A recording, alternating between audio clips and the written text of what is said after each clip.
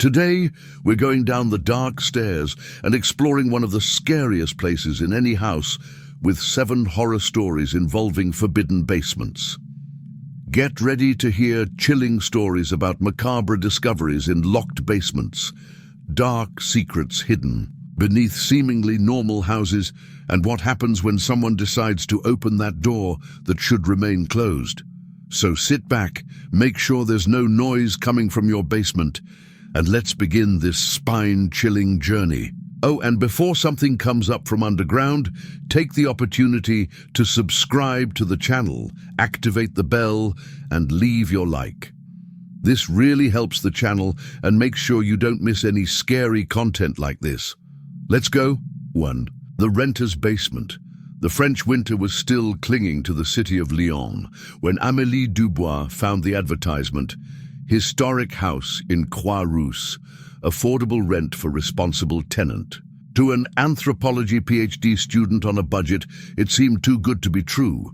The 3-story house on the slope of the Croix-Rousse hill was a rare find. A 19th century building with preserved original details, partially furnished, and just a 15-minute walk from Lyon Sector University. The owner, Dr. Henri Mercier, was a man in his 60s, a retired chemistry professor who spent long periods traveling. "I have only one non-negotiable condition," he explained during the visit, his calm voice a contrast to the intensity in his grey eyes. "The basement remains locked. I keep sensitive research equipment there, and any disturbance could jeopardize years of work." Amélie readily agreed. With a rent 30% below market, I would accept much stricter conditions. The first few weeks were idyllic. The house was quiet and perfect for his studies. Dr. Mercier appeared only occasionally to check mail or pick up books, always polite but distant. In mid-April, he announced that he would be taking a 3-week trip to a conference in Vienna. "I'll be back on May 10th, he said, handing her an envelope. "Here is the rent for this period and a number for emergencies. Remember, under no circumstances enter the basement." In the 2nd week of the owner's absence, Amélie noticed the first sign that something was wrong, a penetrating chemical odor that seemed to emanate from the lower floor. Initially subtle, the smell gradually intensified, becoming almost unbearable. During the night, after 3 days of breathing through a mask, Amélie contacted the emergency number. No response. Sent emails. Silence. May 10th came and went without news from Dr. Mercier. On the 14th day, worried about the possibility of a dangerous chemical leak, Amélie made a decision. Using a gardening tool, he managed to pry open the lock on the cellar door. The stone staircase spiraled down into damp darkness. The switch revealed a surprisingly large space, not just a basement, but a complex of interconnected rooms that seemed to extend beyond the confines of the house. The first room contained sophisticated scientific equipment, centrifuges, microscopes, incubators, and computers running complex analyses. Everything impeccably organized, clearly in recent use. In the 2nd room, Amélie found meticulously organized files. Each folder contained photographs, medical data, and detailed notes on individuals. With growing horror, she recognized street names in Croix-Rousse, all nearby addresses. Each file ended with the same notation, subject closed, followed by a date. The most recent file was incomplete. On the cover, your own name. Inside, he found his photo taken without his knowledge, copies of his personal documents, analysis of hair samples, and details about his sleep cycle observed over weeks. Marginal notes mentioned its exceptional suitability. For phase 3, due to social isolation and absence of regular visitors, the 3rd room explained everything. A kind of medical laboratory with a central stretcher equipped with restraints. On the walls, photographs documenting procedures carried out on unconscious people, faces that Amélie recognized from the archives. On a nearby table, vials labeled Compound M17 with dates and dosages. A scientific diary revealed the full truth. Dr. Mercier was not only a chemist, but had worked in experimental neurological research before his forced retirement following ethical concerns. For the past 9 years, he had continued his experiments privately, using carefully selected tenants. The pattern was always the same: renting to students or professionals newly arrived in the city without strong local connections. Observe them for months, documenting habits and secretly collecting samples. Finally, administer your experimental compound through the ventilation system, testing effects on cognition and behavior. The last few pages detailed plans for Amélie: gradual exposure to M17 to observe preliminary effects, followed by direct intervention time for her return. The diary mentioned that the delay in returning was due to the need to finalize preparations for prolonged containment of the subject. Trembling, Amélie photographed everything with her cell phone. As he turned to leave, he noticed something he had overlooked at the entrance: a small medical freezer. Inside, fabric samples are carefully labeled with the same file names. The sound of a car parking on the street above froze her in place. Through the small cellar window, he saw Dr. Mercier's grey Peugeot. Amélie quietly ran upstairs, locked the cellar door, and repositioned the gardening tool.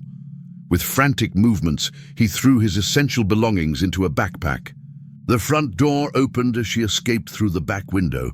"Amélie," Dr. Mercier's voice echoed through the house. "I noticed a strange smell. Have you been in the basement?" 3 days later, Lyon police received an anonymous package containing photographs and documents detailing Dr. Mercier's experiments. An investigation of the house revealed evidence of at least 7 previous subjects. Immigration records confirmed that everyone had left the country abruptly, or at least someone using their documents had crossed borders. The case of the Croix-Rousse scientist, as he became known in the French press, shocked the academic community. Dr. Mercier remains at large, possibly using the identity of one of his victims. As for Amélie Dubois, she never returned to complete her doctorate. His current whereabouts are unknown. The Reformation Daniel Mackenzie's hammer hit the brick wall hard, sending a cloud of dust through the dimly lit basement. After 3 strikes, an entire section collapsed, revealing a hidden space beyond. "I think we found something, Ellie," he shouted, pointing the flashlight at the opening. Eleanor Mackenzie came down the basement stairs, holding a clipboard with renovation plans. At 34, she and Daniel, 36, had invested all their savings into buying their derelict Victorian house on the outskirts of Glasgow.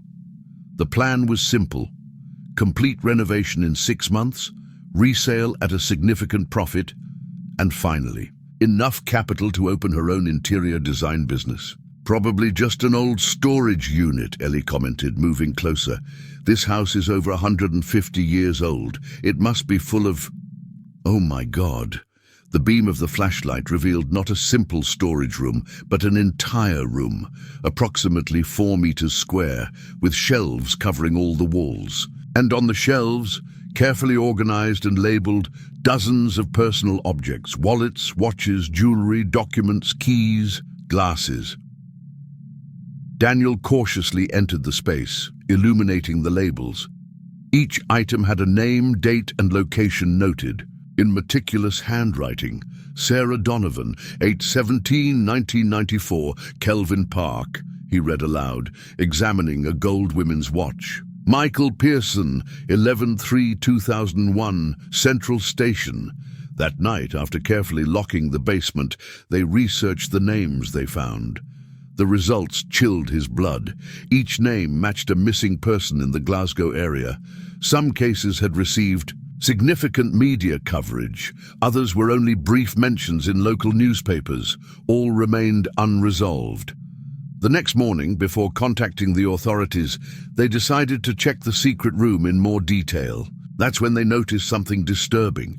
A small modern camera, clearly recently installed, hidden between the ceiling beams, pointed directly at the wall they had broken. "This hasn't been here for decades," Ellie whispered, feeling a shiver run down her spine. Someone is monitoring.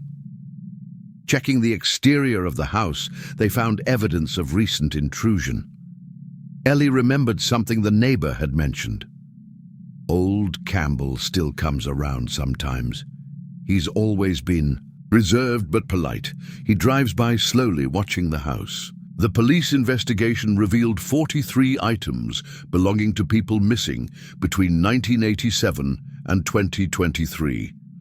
Ian Campbell, the previous owner, was in a care home with advanced dementia, but his son Malcolm, a Glasgow Metro maintenance technician, had kept a key to the house even after the sale. Malcolm had access to all areas where several victims were last seen, Detective Ross explained. "We are monitoring him, but we need more evidence to make an arrest." That night, they heard a noise in the basement. As they carefully opened the door, they saw the light of a flashlight moving in the secret room. A man methodically removed items, and from shelves. "The police are on the way," Daniel said loudly. The man slowly turned around. "You shouldn't have broken that wall," he said calmly. "It was the deal I made with my father. He collected, I preserved. A perfect partnership for decades." "Did your father kill all these people?" asked Ellie, horrified. Malcolm Campbell smiled slightly. "Dad had a knack for making people disappear. I just documented it. Someone had to keep the records organized. He was never as methodical as I was." When sirens sounded in the distance, Malcolm tried to flee, but Ellie managed to take him down with a fire extinguisher. Subsequent investigation revealed that Ian Campbell had been responsible for at least 27 confirmed disappearances, while his son Malcolm had continued the family legacy with a further 16 victims after his father's retirement. The secret room was just one of several archives scattered throughout the region. For the Mackenzies, their dream home turned into a nightmare. Even after Malcolm's arrest, they were unable to continue the renovation, selling the property for a fraction of its value to a developer who demolished the structure completely. The case of the Glasgow collectors, as it became known in the press, remains one of the most disturbing in Scottish criminal history. And for buyers of older homes in the region, be warned. Sometimes walls hide not just structural problems, but deadly secrets carefully preserved for generations. The janitor winter in Prague was relentless when Maya Novak came across a job. Posting on the Charles University job board, caretaker for historic residents, flexible hours, accommodation included, ideal for students. For a foreign medical student on a budget, the offer seemed perfect. The Dvorak residence, a 5-story Art Nouveau building in the Vinohrady neighborhood, was a magnificent 1908 building with ornate details and a rich history. The superintendent, Mr. Kovac, a burly man of about 60 with calloused hands and piercing eyes, interviewed her in the checkerboard-floored lobby. "The job is simple," he explained in fluent but heavily accented English. "Basic maintenance, mail delivery, resident assistance. You'll have access to all common areas except the lower basement. That space contains the old heating system and is dangerous for untrained personnel." Maya accepted immediately. The small service apartment on the top floor more than compensated for the modest salary. The first few weeks passed without incident. The residents, a mix of elderly Czechs who had lived there for decades and young professionals drawn to the central location, were polite if reserved. Maya has established a comfortable routine, balancing her studies with her caretaker responsibilities. It was at the end of February that he noticed something strange. Apartment 2B, occupied by a French student called Amélie, seemed abruptly abandoned. Mail was piling up and no one answered the knocks on the door. "She left during the night," Mr. Kovac explained when asked. "He left a note saying he needed to return to France for a family emergency. 2 weeks later, the resident of Borsee, a young German programmer, also disappeared without warning. Again, Mr. Kovac offered a plausible explanation. New job in Berlin, sudden departure. The pattern continued. Always residents without close family in the city, always night departures without goodbyes. When 3A's Mr. Petrov, an elderly man, who had expressed excitement about his 80th birthday next week, allegedly moved in with his son without mentioning anything to anyone, Maya became seriously suspicious. Observing discreetly, he noticed disturbing details. Mr. Kovac always visited the apartments of the parties late at night, carrying large empty suitcases and returning with them apparently heavy. He always went down to the forbidden cellar after these visits, remaining there for hours. Most alarming, the smell. A chemical odor that occasionally emanated from the ventilation grills in the early hours of the morning, reminiscent of the medical school's anatomy labs. Determined to investigate, Maya waited one night when Mr. Kovac left for his usual brewery. Using the master key she had as a caretaker, she unlocked the door to the lower basement. The staircase spiraled down into dank darkness. The switch revealed a surprisingly modern space, contrasting with the rest of the historic building. Polished concrete floors, LED lighting, and gleaming industrial equipment. The center of the space was dominated by a large stainless steel table with gutters and drains. On the walls, meticulously organized tools, some clearly surgical. Industrial freezers hummed softly in one corner. Maya approached cautiously, her medical training immediately recognizing the nature of the equipment. It was essentially a surgical processing room, albeit adapted for some non-medical purpose. An open laptop on a side table revealed the full horror. Detailed files on each disappeared, with photographs, medical histories, and notes on tissue quality. Sales sheets for customers identified only by codes, with astronomical values associated with products, such as fresh corneas, non-alcoholic, type A liver, brand-free facial skin in a smaller refrigerator, meticulously labeled vials containing what appeared to be tissue samples. One of them, recent, marked Petrov A. Compatibility confirmed. The sound of the basement door opening froze Maya in place. Heavy footsteps descended the stairs. "I knew you'd come here eventually," Mr. Kovac said calmly, entering the space. "The curious always come. That's why I carefully select my caretakers, young, foreign, with no immediate family, perfect for when the next client needs something specific." Maya backed away, frantically looking for an alternative exit. "The residents, you're killing them for their organs." "Kill is such an imprecise word," he replied, approaching methodically. "I prefer reallocating resources. People no one will miss, transformed into products that save the lives of important people. It's almost noble, don't you think?" "You're a monster," she whispered. "I'm a businessman," he corrected. "And you, my dear, have just become my next product. I have a client waiting for a pair of young, healthy kidneys for weeks." What saved Maya was her knowledge of the building. As Kovac advanced, she knocked over an equipment cart, temporarily blocking his path, and ran toward a ventilation duct she knew connected to the first-floor laundry room. Desperately crawling through the narrow space, he managed to escape the building and run directly to the nearest police station. The subsequent investigation revealed the full horror. For almost 15 years, Thomas Kovac had operated one of the most sophisticated organ trafficking operations in Central Europe. Using his connections with clandestine clinics, he supplied products to wealthy clients desperate for transplants, with no questions asked about their origin. 12 bodies were found in different stages of processing in cold storage rooms hidden beneath the basement. Meticulous records have connected Kovac to at least 67 disappearances over the years, always vulnerable people, often foreigners or isolated elderly people.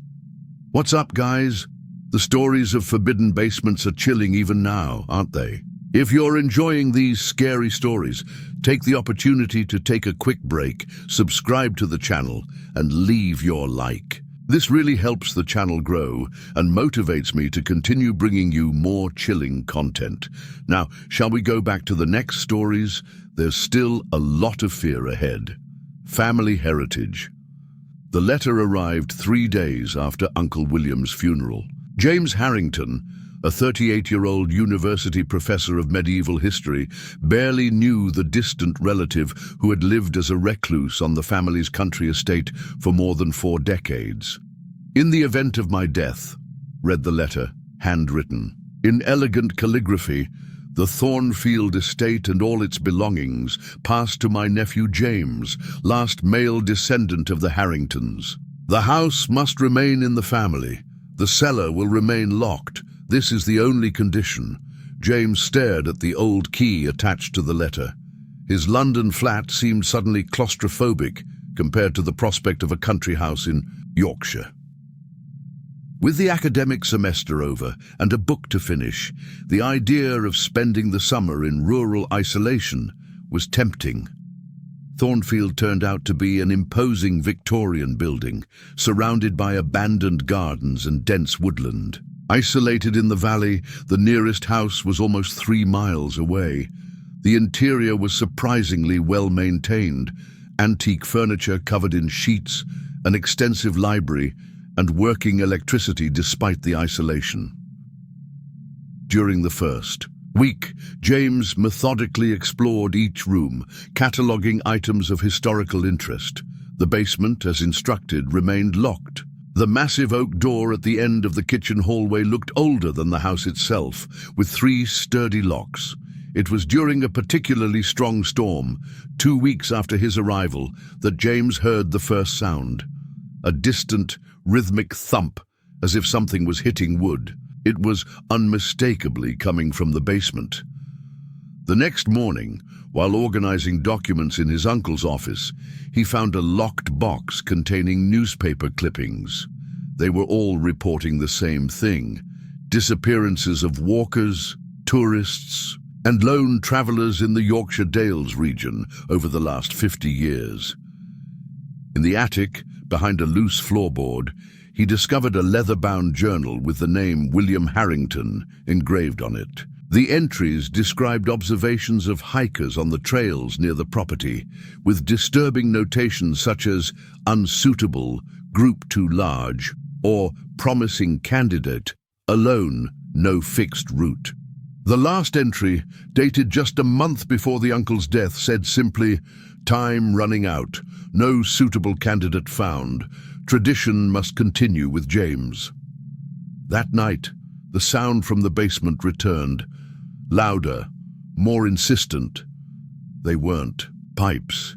It sounded like someone knocking, begging to leave. Unable to resist, James grabbed the old key. The 3 locks opened with difficulty, revealing a stone staircase that spiraled down into the darkness. The rising air was cold and damp, carrying a metallic odor that he instinctively recognized as blood. The staircase ended in a narrow hallway, with electric torches on old stands. Upon lighting them, James discovered a circular chamber carved into the rock beneath the house. In the center, a stone table with carved grooves that converged on a single drainage point. On the walls, ancient tools, some looking like medieval surgical instruments, others clearly more modern. In niches around the chamber, ceramic urns sealed with wax, each labeled with a name and date. The oldest dated back to 1723, the most recent just 2 months ago. A side door led to a small cell, empty but with evidence of recent occupation. A thin mattress, a bucket, desperate scratch marks on the door. On the opposite wall, a bookcase held leather-bound volumes, each labeled with a Harrington's name and dates. James picked up the volume from his Uncle William, 1978 to 2024, and began to read. The horror gradually revealed itself. Since the 18th century, the Harringtons had maintained a macabre tradition.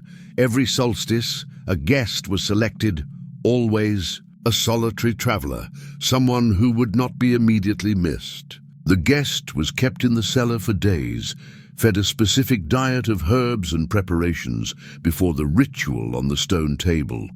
There was nothing supernatural about the practices. They were purely physical, based on the belief that the consumption of certain human organs processed in a specific way would guarantee longevity and health for the Harringtons. The diary methodically detailed each guest, the procedure performed, and the benefits obtained. William's last entry explained his death. Without a suitable guest for the summer ritual, and with deteriorating health, he had attempted to perform the procedure on himself. A letter addressed to James was inserted in the final pages. "Nephew, when you read this, you will have discovered our true heritage. The Harringtons have thrived for centuries thanks to tradition. Now, as the last of our line, it is up to you to continue it. The winter solstice approaches. The empty book on the shelf awaits its first entries. The trails north of the property are frequented by solitary hikers, even in winter. The choice is yours, but know that our longevity is no coincidence." James closed the book, nauseated. He climbed the stairs shakily, locked the cellar, and spent the night awake, contemplating the horror of his inheritance. The next morning he packed his bags, determined to sell the property immediately. As he loaded the car, he noticed something disturbing. His reflection in the rearview mirror showed deep circles under his eyes and an unhealthy pallor that hadn't been there when he arrived. He coughed, and a familiar metallic taste filled his mouth. The phone rang. It was his doctor in London, with results of tests carried out before the trip. "Mr. Harrington, we found some worrying abnormalities. I recommend immediate treatment." James looked at the house, at the path that led to the northern trails, and then at the calendar on the car's dashboard. The winter solstice was just 6 weeks away. What he decided at the time remains unknown. What is known is that the Thornfield estate remains in the Harrington family. Walkers still occasionally disappear on the isolated paths of the Yorkshire Dales, especially around the solstices. And Baba, the Swedish summer sun, was still shining. At 9 in the evening, when Astrid Lindqvist arrived at the Bergstrom mansion. At 17, the opportunity to earn extra money as a nanny during the school holidays seemed perfect, especially with the generous salary offered by her family. The property was 40 minutes from Stockholm, secluded by pine forests and a private lake. The modern glass and concrete mansion contrasted with the surrounding wilderness, an angular structure designed by renowned child psychiatrist Dr. Bergstrom himself. The Bergstroms' 3 children were surprisingly different from each other. Lucas, 10, was quiet and observant, with eyes that seemed to analyze Astrid's every move. Sophia, 8 years old, showed a charming smile that didn't reach her eyes. The youngest, Niels, just 6 years old, seemed the most normal, energetic and curious. "The rules are simple," Dr. Bergstrom explained as he showed around the house. "The children have a strict schedule of activities and meals. Most importantly, the basement is strictly off-limits. I keep my private practice there with confidential, patient files." The work started smoothly. The children were well-behaved, almost artificially obedient. On the 3rd day, Astrid noticed small cameras discreetly positioned in every room.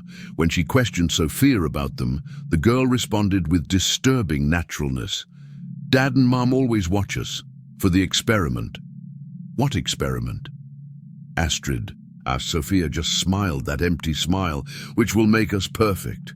That night, after putting the children to bed, Astrid heard sounds coming from downstairs. Descending silently, he saw Dr. Bergstrom emerge from the basement, carrying what appeared to be medical equipment. When he left the house, Astrid noticed that he had forgotten to lock the basement door. Curiosity overcame prudence. Silently descending the stairs, he found not a traditional office, but a sophisticated laboratory.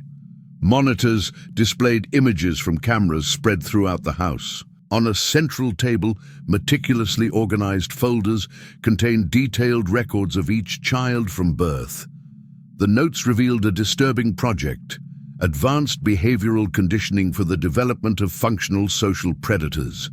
The Bergstroms were using their own children in a long-term experiment, combining techniques of emotional desensitization, Pavlovian conditioning, and systematic psychological manipulation. A section titled "Practical Tests" documented exercises carried out. In the basement, children were exposed to progressively more disturbing situations to eliminate empathy and reinforce predatory behavior, always under the guise of games or special training. Horrified, Astrid was about to leave when she heard footsteps on the stairs. He quickly hid behind a filing cabinet. Elsa Bergstrom came in, leading the still sleepy little Niels. "Time for special training, dear. Daddy said you hesitated on the last exercise. We need to practice more." When Elsa left momentarily, Astrid revealed herself to Niels. "Niels, we need to get out of here," he whispered urgently. The boy stared at her blankly. "I can't. I'm not perfect like Lucas yet. He's already passed all the tests." What tests?" "The ones that show that we can do anything without feeling anything. Lucas can already do it. Sophia is almost there. I still feel things when I shouldn't." Approaching footsteps interrupted the conversation. Astrid hid again, but accidentally dropped a folder. The noise alerted Elsa, who quickly located her. "It appears we have an unauthorized guest," she said calmly. "That's inconvenient." "What are you doing with these kids?" Astrid asked. "Revolutionary research," Elsa replied with clinical coolness.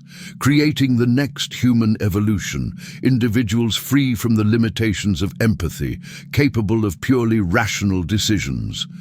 My husband theorized that such traits can be cultivated from childhood with the proper conditioning." At that moment, Astrid noticed Lucas standing silently on the stairs, observing the scene with clinical interest, the same look she had seen on Dr. Bergstrom. Taking advantage of Elsa's momentary distraction, Astrid ran to the stairs, pushing Lucas aside. The boy showed no surprise or fear. He just adjusted his position and watched his escape with analytical curiosity. Astrid managed to reach her cell phone and lock herself in the upstairs bathroom. He called the police, frantically reporting what he had discovered. When authorities arrived, they found Astrid locked in the bathroom and the Bergstroms sitting calmly in the living room, the three perfectly behaved children beside them. "I don't know what she's talking about," Dr. Bergstrom explained with convincing concern. "My basement is just an office where I occasionally see patients at home." It was Sophia who inadvertently confirmed Astrid's story. When a police officer crouched down to speak to her, the girl looked him over coolly and said, "You would make an interesting test subject. You have a lot of exploitable facial vulnerabilities." Subsequent investigation revealed the extent of the Bergstroms' experiment. Behind the facade of respectable mental health professionals, they had methodically documented their attempt to create functional psychopaths. Individuals lacking empathy but with perfect social skills, capable of manipulating and exploiting others without remorse. The case shocked Sweden and the international psychiatric community. The children were placed under specialized care, with varying prognoses regarding the reversibility of the psychological damage. For Astrid, who testified at the closed trial, the trauma remained of realizing how a facade of normality can hide. The most disturbing experiments, not in secret government laboratories, but in elegant mansions where children are methodically transformed into predators. One special training at a time. 6. The exclusive condominium. When Thomas and Elise Müller found the advertisement for the apartment at Residence Schwarzenberg, they couldn't believe their luck. A luxury condominium in Vienna's elegant 19th district overlooking the vineyards, and just 20 minutes from the historic center for a price 40% below market. There must be some undisclosed structural problem, Thomas, a 32-year-old architect, commented as they toured the property. The broker, Ms. Huber, explained with a practiced smile, "The ownership consortium is carefully selecting new residents to maintain the building's unique profile. The reduced price is an incentive to attract the right kind of people." The contract had only one unusual clause. The new owners were to actively participate in the community life of the building and maintain absolute discretion over the condominium's special events. In the first few weeks after moving in, the couple was delighted. The neighbors, successful executives, doctors, politicians, and artists, were polite, if distant. The building offered impressive amenities: state-of-the-art gym, heated pool, 24-hour concierge service. The first sign that something was wrong came during a casual conversation with Victor Hoffman, an investment banker who lived upstairs. "Have you guys visited the underground facilities yet?" he asked, studying their reactions. "Friday's events are eye-opening." That night, Elise researched the building's history. Built in the 1930s, it had been completely renovated in 2015. It found mention of an extensive system of underground tunnels, originally W2 bomb shelters, which extended far beyond the building's boundaries. The invitation arrived the following week, a black envelope with gold lettering. "Residence Schwarzenberg is pleased to invite new residents to the monthly event on level S3. Formal attire. Friday 10 p.m. Absolute discretion." On Friday, they went underground. The elevator had buttons for levels that were not on the official plans: S1, S2, and S3. At S3, they found an elegant lobby where around 30 residents were chatting animatedly, glasses of champagne in hand. "The newbies!" exclaimed Victor, approaching. "Welcome to the real Residence Schwarzenberg." Over the next hour, they were introduced to influential figures in Vienna. The conversation flowed with subtext they couldn't decipher, references to participants, previous seasons, and personal records. At 11 p.m. precisely, the double doors at the end of the lobby opened. An elderly man, introduced only as the director, walked onto a small stage. "Ladies and gentlemen, welcome to the 127th Residence Hunt. Tonight, we have 6 participants in the maze. Bets are open." A large screen descended from the ceiling, showing security camera footage of an elaborate underground labyrinth. It then displayed the faces of 6 people, 3 men and 3 women of varying ages and ethnicities, all wearing expressions of terror. As always, participants have been given 24 hours to familiarize themselves with the maze. They will have a 1-hour head start before our hunters are released. Survival or capture, you know the rules. Elise shook hands with Thomas, both of them frozen in horror as they understood the true nature of the event. On the screen, gates opened and the 6 people ran desperately into the maze. "Our new residents will observe tonight," the warden continued. "Next season, we look forward to your active participation, whether as punters or hunters, whichever you prefer." As the residents excitedly placed bets, Thomas and Elise quietly retreated to the elevator. In the apartment, they frantically discussed what they had witnessed. "We need to report this," Elise insisted. "For who? Did you see who was down there? Police chiefs, judges, politicians?" The next morning, they found another envelope under their door, containing photos of themselves observing the event and a simple message: "You are now accomplices. Participation or consequences. Choose wisely." Elise, determined to expose the truth, began secretly gathering evidence. Using his journalistic skills, he discovered that the participants were vulnerable people: undocumented immigrants, homeless people, lonely tourists, kidnapped specifically for the events. When they tried to access the S3 level again, they discovered that their access had been revoked. Worse still, They noticed that they were being constantly watched by other residents and staff. The decision to flee came when they found a hidden camera in the apartment. That night, they simulated their normal routine but escaped via the fire. Escape. Elise contacted a former informant who hid them in an anonymous hotel. From there, he anonymously sent all the collected evidence to international journalists and federal authorities. Outside the influence of the resident Schwarzenberg circle, the ensuing investigation was stifled several times before it finally gained traction. When authorities finally broke into the building, they found the labyrinth abandoned, with evidence partially destroyed. Even so, enough remained to confirm the horrors. Human remains, tracking equipment, and detailed records of previous hunts. Only 3 low-level arrests were made. The real organizers and participants, protected by money and influence, remained untouched. The case was gradually forgotten by the media, reduced to conspiracy theories on the internet. The pension. Rain fell mercilessly when Eric Lindberg's car broke down on the winding road through the Black Forest. A 34-year-old Swedish freelance photographer was in Germany for a shoot on traditional villages when the storm forced him to seek shelter. The small village of Ravensburg was not in the tourist guides.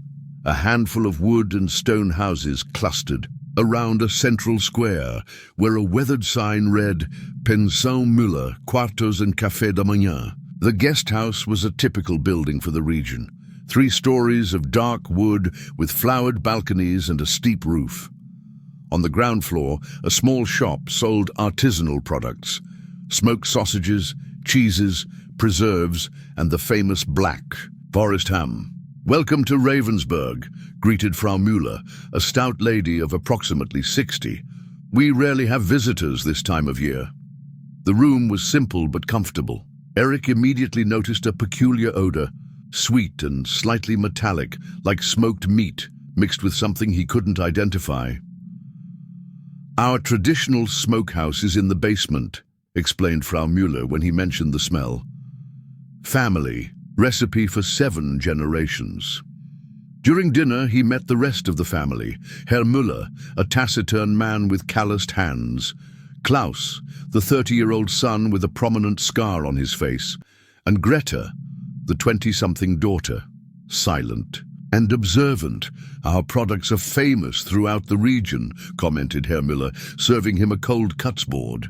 "We have special preparation methods." "The secret is in the careful selection of ingredients," Klaus added, studying Eric with unusual interest. That night, unable to sleep due to the storm, Eric heard strange sounds coming from the floor below. Rhythmic thumping, followed by a noise that sounded eerily similar to a muffled scream. In the morning, Herr Müller reported that the road would remain blocked for at least 2 days due to landslides. "Make yourself comfortable," he said with a smile that didn't reach his eyes. "Few have the privilege of knowing our traditional methods." While exploring the deserted village, Eric noticed disturbing details. There were no children playing, no other tourists, and the few residents avoided eye contact. In the small local church, he found a record book with an alarming statistic. The population had remained exactly the same for decades, 47 inhabitants, without variation. Back at the guest house, he noticed that the store was surprisingly well stocked for such an isolated village. "We have loyal customers who come from far and wide," Greta explained when he commented. "Our products have an unmistakable flavor." On the second night, Eric decided to investigate the sounds. He waited for everyone to collect themselves and went silently down the stairs. The door to the basement was locked, but through a small window at ground level, he was able to glimpse the interior lit by dim lights. What he saw made his blood run cold. A large room with butcher hooks hanging from the ceiling, stainless steel tables with gutters for drainage, and tools meticulously arranged on the walls. In one corner, large vats of brine. In another, A smoking chamber, more disturbing, on the wall photographs of people. Some he recognized from news reports about disappearances. Each photo had notes like "excellent for ham" or "ideal for thin sausage" when he turned to go back. To his room, he found Klaus standing silently behind him. "Curious guests are usually the tastiest," he said calmly. "Something about adrenaline makes the meat more complex." Eric ran frantically to his room, locked the door, and pushed the dresser against it. From the sounds in the hallway, he realized that the entire family was now awake and moving. "About methodically," Herr Lindbergh called Frau Müller through the door, her voice surprisingly gentle. "There is no reason to panic. It is an honor to be selected for our premium line. Your attributes will be appreciated by connoisseurs across Europe."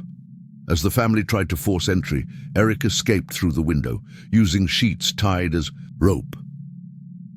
In the darkness of the forest, he oriented himself to the distant lights of the main road. After hours of walking through the dense forest, he reached a highway where a truck driver picked him up. When he tried to explain what he had witnessed, the man just shook his head. "Ravensburg? There is no village with that name in the area." The Freiburg police were equally skeptical. When he finally convinced a team to investigate, they found only ruins of an ancient village abandoned decades ago after a fire. No sign of the guest house, the Müller family, or the craft shop. Months later, in Stockholm, Eric received a package with no return address. Inside was a selection of artisanal products with the logo Müller Specialities and a handwritten card. "From our family to yours. Come visit us again. We always have a place reserved for you." Laboratory analyses of the products revealed something that Eric already suspected. The meat was not of animal origin. The case of the butchers of Ravensburg remains officially unsolved. Occasionally, tourists report briefly encountering a welcoming little village in the Black Forest with a family-run guest house and unparalleled artisanal goods. Few return to tell details. And for solo travelers on European rural roads, be warned. Not all family culinary secrets involve only rare spices. Some traditional recipes hide ingredients that no health inspector would ever approve. And so we come to the end of our 7 horror stories involving forbidden basements. So, which one scared you the most? Will anyone make you think twice before opening that door to the underground? Tell us in the comments which one was your favorite. If you enjoyed this dive into the scary world of dark basements, don't forget to leave a like. This really helps the channel grow and encourages me to bring you more chilling stories. And if you are not yet registered, take the opportunity now to sign up and activate the bell.